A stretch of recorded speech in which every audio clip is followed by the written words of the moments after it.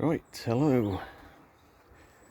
We're out the front. I thought I'd start off with the fritillarias because they're looking good. The tulip still hasn't quite come out yet. But yeah, I mean the big reveal is the agave and also the large clump of heather I had out the front I've removed and I've already planted up. So let's see how the agave looks. Unfortunately I had to put a couple of big stones around it to hold it steady. They don't have much root, these agaves, but that's how it looks in this new place, in the raised planter. So that should do okay there. Not too much trouble moving it actually. Basically just got a bungee cord and wrapped up all the leaves, cut off some of the lower ones and dug it out. Like I say, they're fairly shallow rooting, so that's that.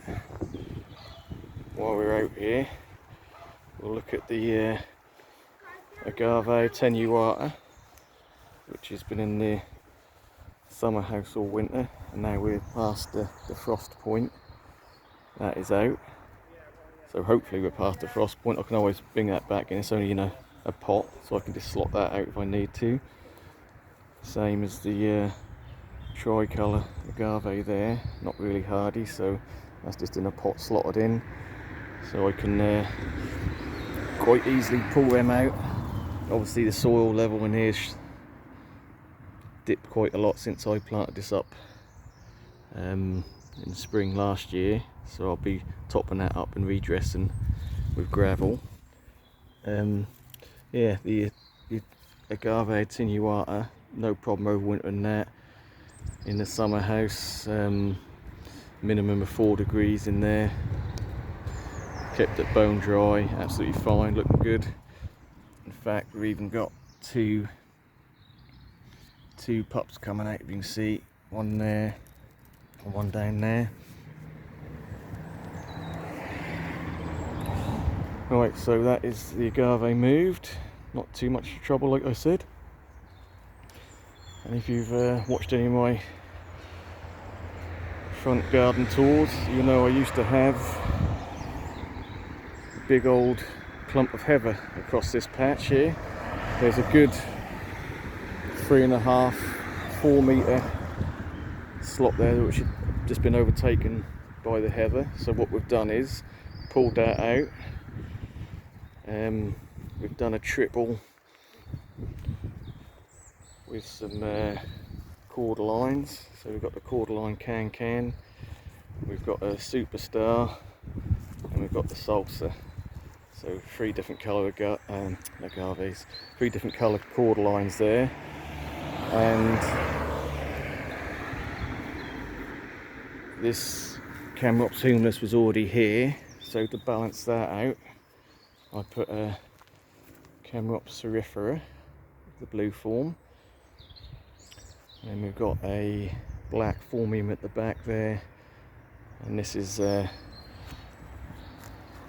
Yucca recurvifolia, which was in the back garden, and I've moved that to the front to fill a gap and to balance out the colour scheme a little bit. And obviously we've got a few little grasses, fillers, and a new rhododendron gone in there. And I did put some giant grass that's variegated. That should get quite tall, so that should all mingle in quite well. So the heather that was there, I shredded up and used that as mulch, as you can see. So that'll keep the moisture in, obviously give everything a good water. Also put a couple of little yuccas in here, really small offsets, like the variegated gloriosum. So they should fill out nice and give some colour. So yeah, we've got some nice bright tropical look colours hopefully some good contrast, and obviously I've got some fillers to go in the front there. So that's the big reveal on that. Let's just take you back to the back garden and we'll see the arid bed and see what I replaced the agave with. So let's just get in the back gate here. Seems to be when you want to film, all the traffic comes along. Right, so bear with me. Got a lot of rubbish down the side here, so I don't really want to film that. So here is all the bits of agave I cut off.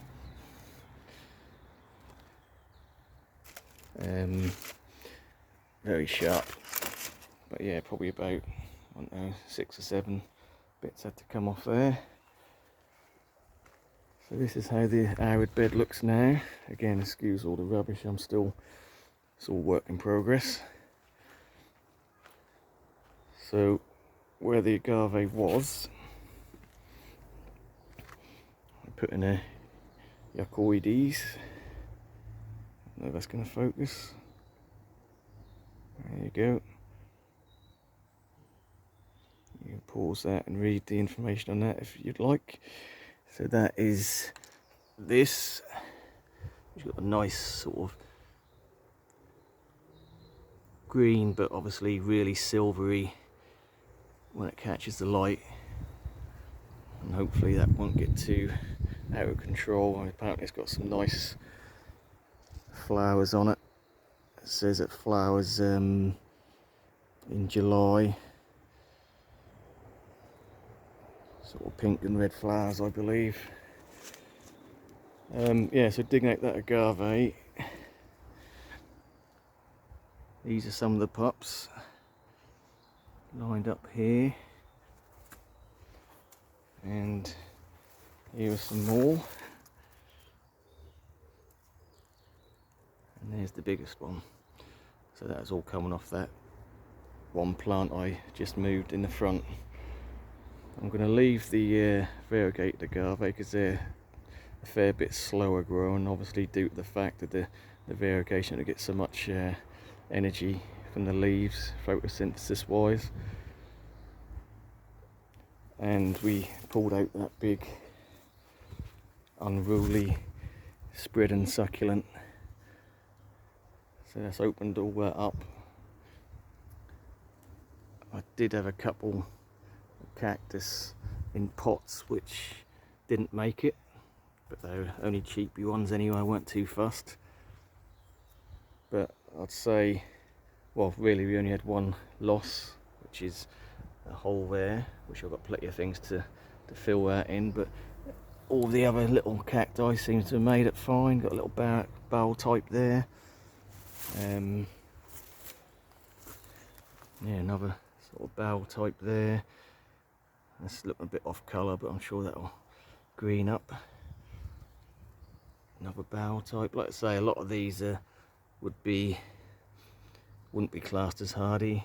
You know, literally sort of what you buy in the houseplant section, and yet survived no problem. Shrek ears again, and even the Cape Aloe, which really, it says don't really want to be under 5 degrees, and yet that is absolutely, I wouldn't say perfect, because what's happened is it's grown on the slant. Obviously there's been a little bit of water build up in the crown, so there's a little bit of brown in there, but in general pretty good. So they yeah, for an aloe to survive in there. Bearing in mind this is the second winter it's been out, and the winter we've just had has obviously been fairly mild, but the winter previous was, you know, quite nasty, and yet still alive. So there you go. I've actually got some more Cape Aloes down the bottom of the garden which survived winter 2 or 3 years on the trot as well. As long as you can keep them dry, they're fine. So I will fill in any little gaps with some little cacti and whatnot and redress the top level, because again this is 2 years old, this raised bed, and it has sunk a little bit since, so I'll redress the top level and get some gravel again. Just looking at this Brahea Marta that has pushed itself out a little bit, so I can see a little bit of root showing,